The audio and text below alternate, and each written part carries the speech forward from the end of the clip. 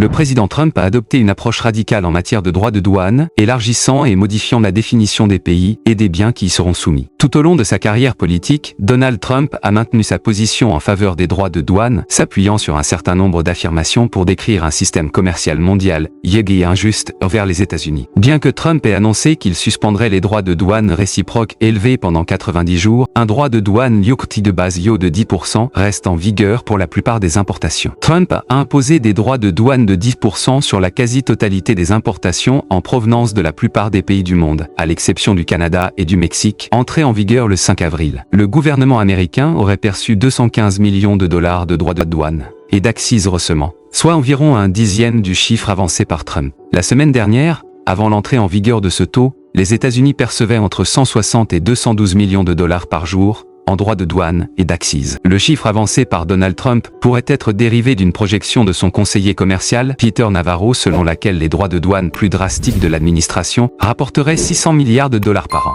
soit environ 1,6 milliard de dollars par jour. Selon les données du Bureau of Economic Analysis, les États-Unis ont enregistré un déficit commercial annuel total de 918 milliards de dollars en 2024. Dont un déficit de 1200 milliards de dollars pour les biens et un excédent de 295 milliards de dollars pour les services. L'année dernière, les États-Unis ont enregistré des déficits commerciaux de 263 milliards de dollars avec la Chine et de 161 milliards de dollars avec l'Union européenne. Les déficits pour les seuls biens étaient encore inférieurs aux estimations de Donald Trump. 295 milliards de dollars avec la Chine et 237 milliards de dollars avec l'Union européenne. En automobile, selon l'Association japonaise des importateurs d'automobiles, le Japon n'a importé que 19 000 voitures de marque américaine, soit 22 600 voitures fabriquées aux États-Unis en 2023. À titre de comparaison, les États-Unis ont importé plus de 1,4 million de voitures du Japon cette année-là.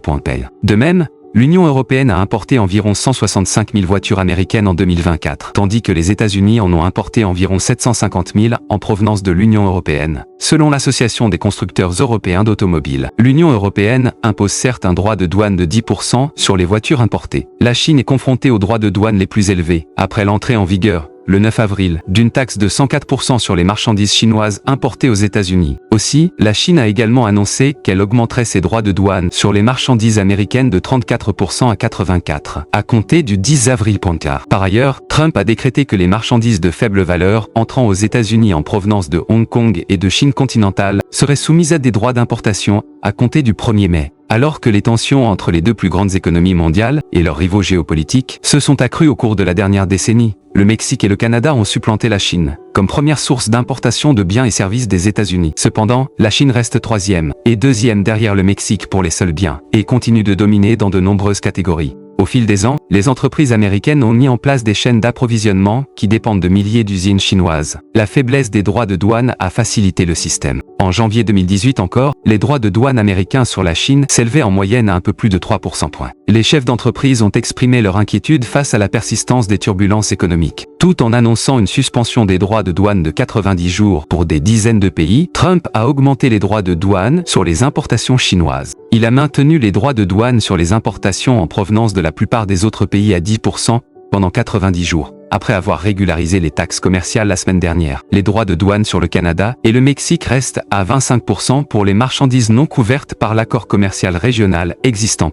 De plus, jeudi dernier, des droits de douane de 25% sur les automobiles entrant aux États-Unis entreront en vigueur. Les droits de douane sur certaines pièces automobiles devraient entrer en vigueur en mai ou plus tard. Pour conclure cette vidéo, les économistes de divers horizons ont averti que ces taxes et celles introduites en réponse par d'autres pays pourraient faire grimper les prix pour les consommateurs américains.